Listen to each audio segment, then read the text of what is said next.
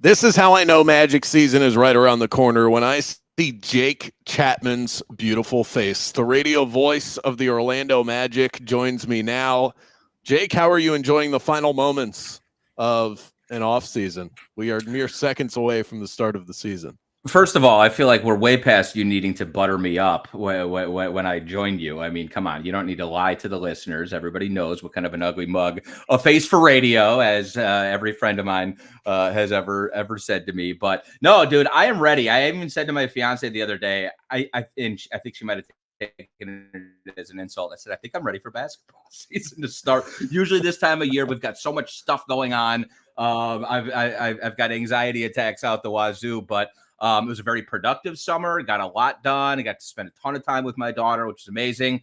And I think probably one of the reasons I'm ready for basketball to start again, and I feel prepared for it, is because of how exciting it is right now. And the thought of the last time we saw this Magic team on the floor, what that must have done to their psyche, what their off seasons must have looked like, losing a game 7 on the road where we were up big in the first half, a tight game. And I think everybody within that locker room probably had the same feeling, like we don't want to feel this way again. So it's one of the most exciting years and teams and preseasons, training camps, all of that stuff we've had in a long time. So I think everybody's ready, and Monday's the beginning. Well, I do love the beard, by the way. So, not making all of this up, but I'm with you. When people ask me in years past, like, oh, the basketball season's coming up, you excited? I'm like, in years past, it's like I get excited once I get into it because it's a fun thing to be a part of. But, you start looking at the schedule ahead and it can be a little bit daunting, yada, yada. And by the end of the year, in rough seasons, it does feel like work. If we're being honest, it's still good work, but it feels like work. Last year it didn't at all. And it was like, now it was one of those experiences last year working the season where you go, this is why you get into any sort of sports media field, so that you can just get paid and not feel like you're actually working. Last year was just a party. And I would think that, fingers crossed, guys have to stay healthy, because that was such a big part of last year. But it feels like there's no reason why this season shouldn't feel like last season. Yeah, I think that's it's a good point. The team was very healthy last year, and when you have a younger team and the depth that this roster has, you feel pretty confident there. But we've seen across the league what one injury can do, obviously during the regular season, and then certainly during the postseason. So you got to keep your fingers crossed there. But with all that said, like you're right. Like last year, it felt like everything clicked into place. Both, I think, for the team, I think for us on the broadcast, we all finally got a little bit more comfortable in our roles. And it was just a fun year, and it started really from the get-go, right? Like November was a month that we haven't felt early in the season in a really long time. And so it was just sort of gradual. And yeah, you're going to have your injury woes at some point. Paulo rolls an ankle, Franz, same thing, whatever. There's going to be those stretches where it feels like you can't win a game. It feels like you can't hit a shot because it's a very long regular season. But I think now, just having that experience of the postseason chase last year, playing meaningful basketball coming down the stretch, that Milwaukee game, obviously game 82 was kind of a capper on that. And then it was, there's a tendency after a series like that to just like bury it and you just head into the offseason. And we'll spend plenty of time, I'm sure, in the next few weeks talking about what that opening round series with the Cavaliers was and what it meant. But it was awesome. I mean, the only thing that wasn't awesome about it was the way it ended, was the fourth quarter of game 7.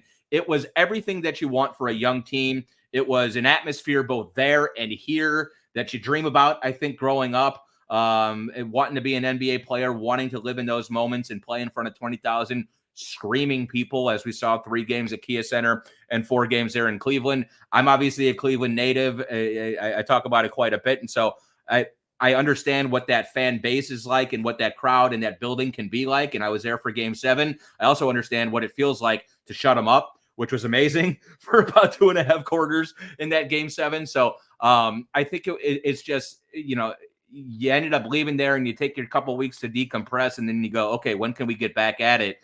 Because I want that feeling again. I don't know if I've announced this on the show yet, but I'll let this be the formal announcement that this year I will be part of all 82 regular season games, the preseason games and the postseason games. We're all 82, and then beyond, whatever beyond turns into this season. So get used to seeing this mug, Jake. I love it. You thought we hung out a lot before. You don't have a beard like mine, but aside from that, I particularly enjoy seeing your mug. Tyler's as well. I'm really excited. The only thing, like, I know how much you do. You do your show. You did half the broadcast last year, and oh, by the way, a whole bunch of other things. You're always getting done recording something and doing some video for somebody else. And so I always understood why 41 even was a big ask. But I always wanted you in this role, and Tyler's going to be our producer for all 82. Like, the three amigos, dude. This is how it's supposed to be, and I think having that consistency is going to be great for the listener. It's going to be great for you, and I know it's going to be great for me. I can't wait to have you guys with me for both home and away game broadcasts, and it is. I think it's a little bit different, and you'll notice this. I think when you see every shot, and I know you would be watching, the away games anyways, but when it is different, right? When you're experiencing and broadcasting every single play for all 82 games, you feel like a part of the team, frankly. And you are, and you and Tyler are both huge parts of the broadcast, and Dante and I are both so excited, and everybody else are both so excited to have you guys on board for all 82 this year. It's going to be a lot of fun. Yeah, definitely. And you're right. It's the crew. You guys probably can tell just by listening to all of us communicate with each other. There's a genuine bond between myself, Jake, and Tyler Karen. And so to be able to work on what we do on the broadcast side and have a genuine appreciation for one another, it makes the season even that much more fun. What are you looking forward to as far as Media Day goes? Any specific angle that you're taking, or really the reason I ask the question is, as I prepare for Media Day, any that you suggest that I take on Monday as far as being able to sit down? It's the most access that we get all year long, even in our fortunate position. Yeah, it's a good question, because I was thinking about that. It's funny, like, I haven't done Magic Talk in a while, but we did do a Pod Squad recording. We're going to hold it until next week, but we talked to Jeff Weltman the other day, and Jeff, by the way, we all sort of agreed, let's hold the Pod Squad drop date until after Media Day, so we don't kind of blow up their spot. But then also Jeff's going to be on with Mike Bianchi next Tuesday, the first Magic Word of the season. And we didn't want to steal any of Mike Bianchi's thunder, because I know what happens when you steal thunder from a man like Mike Bianchi. Not good. But he was really great. It was very expansive, and he talked a lot about, like what we were just talking about, that experience, 7-game playoff series. Most of our guys haven't even sniffed the postseason before. What did it do to you? How did it shape your offseason? How did it shape the way you come in this year? And, we're thinking about the fact that you finished as a 5 seed, a game behind the 4 seed Cavaliers, and then in a 7-game series, every team protected home court. So what does that one game that you lost in December do if you win it this year? And just kind of that attention to detail early in the season, and making sure you're locked in from Monday, from Tuesday when training camp starts. But really beginning right now, everybody is back in town and getting ready to go. What did your offseason look like? And are you able to use that pain and that loss against the Cavaliers last year as a springboard into this season? I think we're past the point, right, of leveling up. I think we have an idea of what the team is going to look like. I'm really interested, and I don't know if this is a great Media Day question, because guys might tighten up a little bit. Boy, and I feel like we've had this conversation here and there, but maybe more so this year than anything. What are the rotations going to look like? Who is going to take one of those top 9-10 spots, and then who's going to be left out? Because you have so much talent, not to mention young talent, still kind of waiting for their opportunity. And Coach Mosley's going to have some tough decisions to make. So it's one of those good problems, as we always talk about. But you brought a lot of guys back, and you brought in a few newcomers who, we know KCP is going to be part of the rotation. Corey Joseph probably won't be part of the rotation. What about Tristan Da Silva? Is he going to be part of your top 9 or 10 at the beginning of the season? The way that guy played in Summer League, and it's Summer League, but it would suggest that it's going to be difficult to keep that guy off the floor. So you got a lot of depth here, especially at the wing spots, that I think there's going to be some questions, and there's probably going to be a few guys who are a little sore about it early in the season. But as we know, it's a long year and one rolled ankle, and you better be ready to step in there. So I think that's interesting. And then the other part is this, BK. I mean, look, last year was such a great year for Coach Mosley. Coach of the Year votes, named to the select team, was able to do that with Jalen. The offseason stuff always plays well at Media Day because that's the only time we're going to talk about it. Once training camp and the preseason begin, nobody cares about the Olympics that much anymore. Nobody cares about the select team that much anymore. So make sure you fire those questions in on Monday because it's pretty much your only opportunity. That was really good prep for me. I wrote down several notes there as we were talking, but I don't think I'm going to come off the top rope with, all right, which one of your teammates is getting left out of the rotation? Right. Yes. Smart. And I would, generally a good rule of thumb is avoid contract talk unless they just signed it. Right. Yeah. Okay. Noted. Jalen Suggs. Got that. Okay. Derrick Rose officially announced his retirement, MVP back in the 2010-2011 season. One of the most exciting players that we've ever watched in the NBA, but just marred with injuries pretty early on in his career. How are you going to remember the career of D Rose?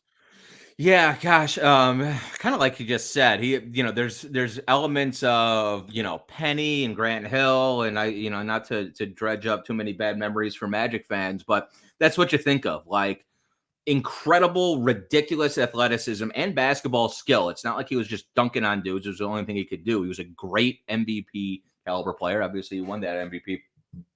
And then that knee injury, he was just never quite the same guy afterwards.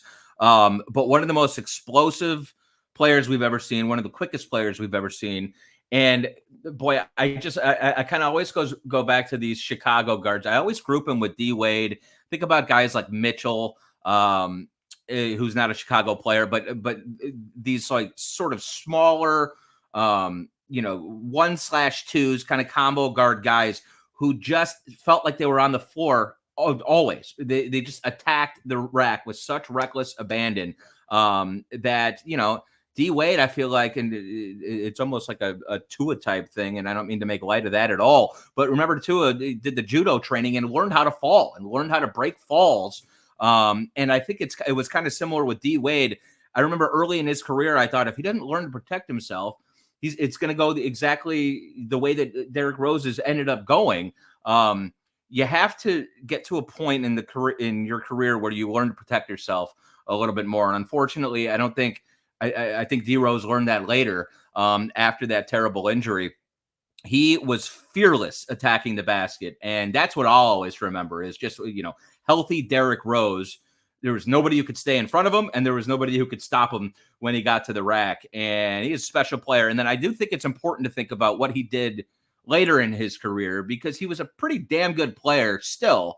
He was never quite the caliber that he was in 2011 or whatever, but for him to have lasted this long meant that he did a lot of things right without the athleticism that got him there. So heady player, good teammate, and there's a reason he kept getting jobs as backup point guards and backup point guards in places like New York and Memphis. So unfortunately, a lot of what ifs when you think about the player that he ended up being in the legacy that he leaves. But those of us who got a chance to watch prime Derrick Rose will remember him that way for sure. Yeah, no doubt.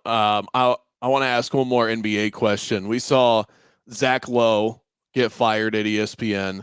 We saw Adrian Wojnarowski retire the other day. Which of those two surprises you more, caused more of a visceral reaction? Because I find both quite surprising.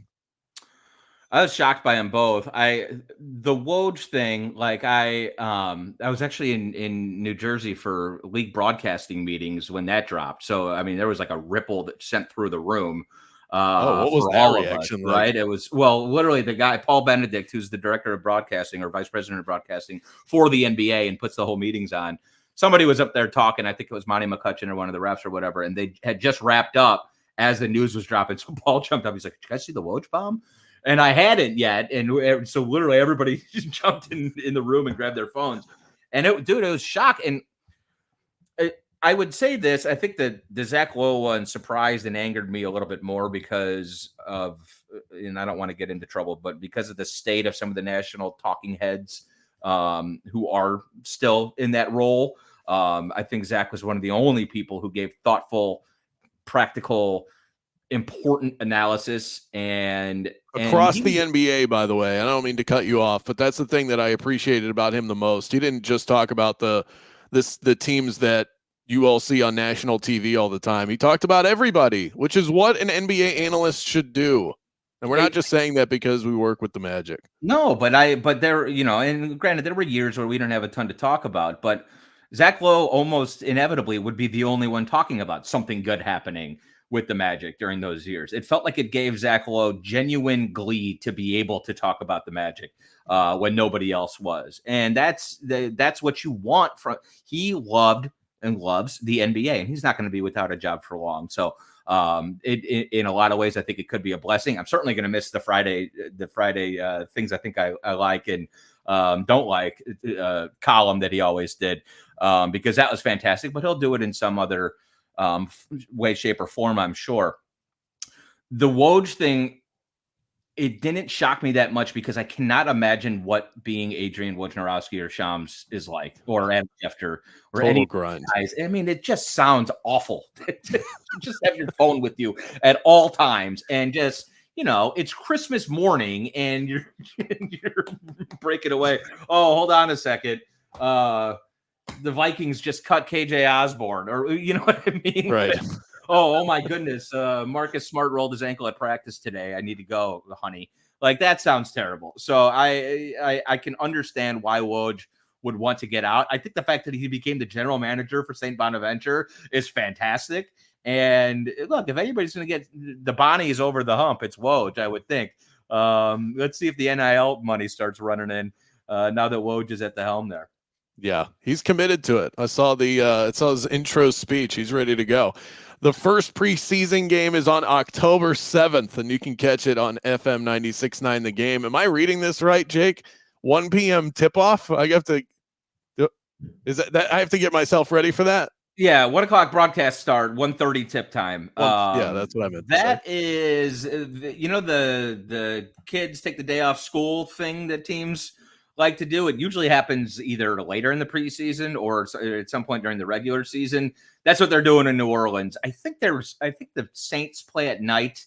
I think there's some other scheduling quirk in there. But yeah, we're kicking the preseason off in the middle of the afternoon, a week from Monday, and we'll have all the action for you right here on 96.9 The Game. That's right. That's when I'm at my peak energy. So no problem whatsoever. I don't mind. I'm kind of excited about it. It'll be a little strange, but you're right. Like, we'll have a little lunch in us. I'll probably have 6-7 cups of coffee. I'll be ready to go. Nothing like the 16 by the time we get to right tip off of a normal game. Jake Chapman, ladies and gentlemen, thanks so much for the time, Jake. You got it.